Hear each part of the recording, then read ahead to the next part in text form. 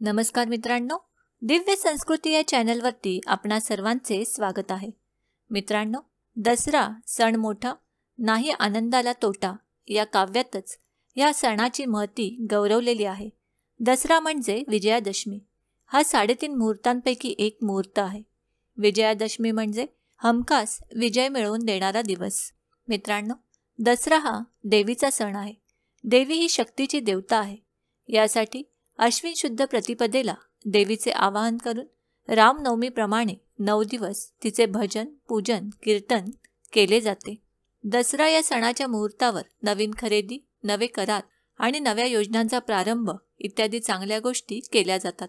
तसेच घर, गाडी, बंगला इत्यादी वस्तू देखील या दिवशी खरेदी करण्याला प्राधान्य असते. त्याचप्रमाणे सोन्या चांदीचे दागिने देखील या दिवशी विशेष करून खरेदी केली जातात. या दिवशी नवे व्यवसायसुद्धा चालू केले जातात. सरस्वती पूजन आणि शस्त्रपूजन हे देखील दसऱ्याचे एक वैशिष्ट्य आहे. या दिवशी घरोघरी पूजा अर्चा करून शस्त्रांची, सरस्वतीची आणि घरातील वाहनांची मनोभावे पूजा केली जाते. पाठीवर सरस्वती काढून तिची पूजा करतात. दसऱ्याच्या दिवशी घरातील लहान मुलांनी अभ्यासाच्या दगडी पाटीवर श्री महासरस्वती व श्री सरस्वतीच्या खाली दिलेल्या प्रतिमा प्रेमाने काढाव्यात. झेंडूची फुले वाहून उदबत्ती ओवाळून त्यांचे मनपूर्वक पूजा करून विद्याप्राप्तीकरिता आराधना करावी. अभ्यासाची पुस्तके, ग्रंथ यांचेही पूजन या दिवशी करावे. श्री महासरस्वती व श्री सरस्वती ही दोन्ही चित्र बाजूबाजूला काढायची असतात. ही चिन्ह शक्यतो दगडी पाटीवरच काढावी, कारण पहिले लिहिले गेलेले, कोरले गेलेले वाङ्मय दगडावर कोरले गेले होते. व जी गायत्री मातेची पहिली प्रतिमा श्री परशुरामाने काढली ती त्याने पाषाणावर काढली होती. म्हणून दगडी पाटीवरच या प्रतिमा काढणे श्रेष्ठ व श्रेयस्कर आहे. मित्रांनो, झेंडूची फुले आणि आंब्याची पाने यांना आजच्या दिवशी विशेष महत्त्व आहे. दाराला झेंडूच्या फुलांचे तोरण बांधले जाते. तसेच आपट्याची पाने सोने म्हणून लुटणे ही पूर्वापार चालत आलेली परंपरा आहे. एकमेकांना ही आपट्याची पाने देऊन तुमच्या कुटुंबात भरभराट हो अशा शुभेच्छा दिल्या जातात. तसेच सोनं घ्या आणि सोन्यासारखे राहा असे म्हटले जाते. या दिवशी घरोघरी मिष्टान्नाचा बेत केला जातो. पौराणिक कथेनुसार अश्विन शुद्ध प्रतिपदा ते दशमी असे 10 दिवस देवीने महिषासूर नावाच्या राक्षसाशी युद्ध करून त्याचा वध केला आणि विजय मिळवला. म्हणून देवीला विजया असे नाव पडले आणि तो दिवस विजयादशमी म्हणून ओळखला जाऊ लागला. रामायण काळात प्रभू रामचंद्राने देखील त्याच दिवशी रावणावर विजय मिळवून सीतामाईसह ते अयोध्येस आले.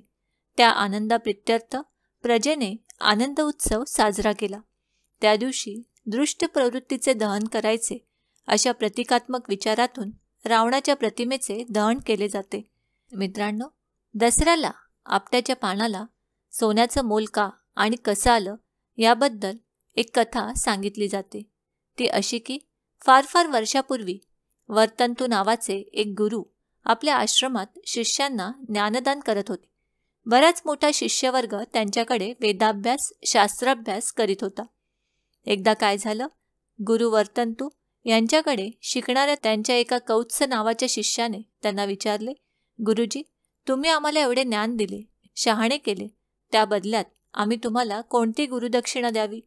त्यावर गुरुवर्तंतू म्हणाले, बाळ कौत्सा, अरे, ज्ञान हे दान करायचे असते, त्याचा बाजार किंवा सौदा करायचा नसतो.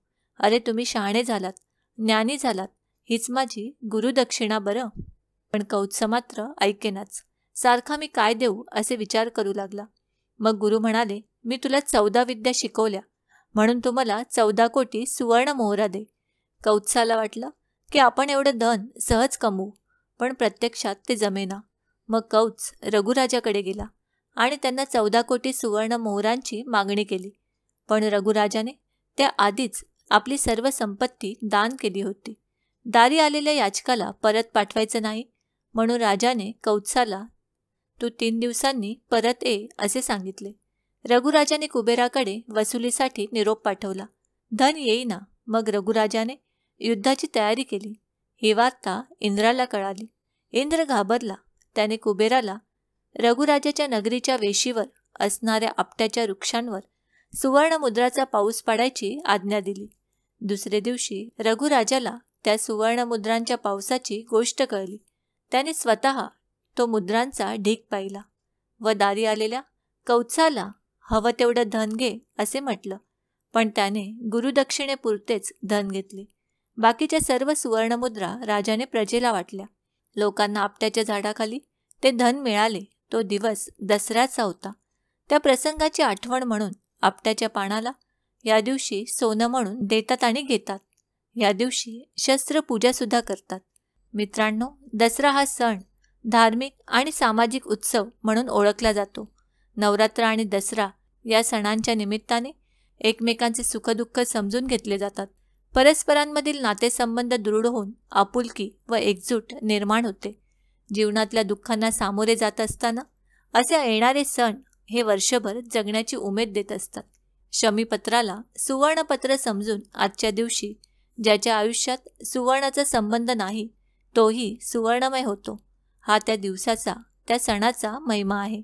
मित्रांनो, हा सण सर्वांच्या जीवनात आनंद, शांती व संपन्नता घेऊन येऊ याच विजयादशमी निमित्त तुम्हा सर्वांना शुभेच्छा. मित्रांनो, आम्ही अपेक्षा करतो की आम्ही सांगितलेल्या माहितीचा तुम्हाला सर्वतोपरी लाभ होईल. माहिती आवडली असल्यास ही माहिती तुम्ही मित्रपरिवाराबरोबर शेअर करा आणि अजूनही जर तुम्ही दिव्य संस्कृती या चॅनलला सबस्क्राईब केलं नसेल तर आमचे नवनवीन व्हिडिओ पाहण्यासाठी चॅनलला आजच सबस्क्राईब करा. धन्यवाद.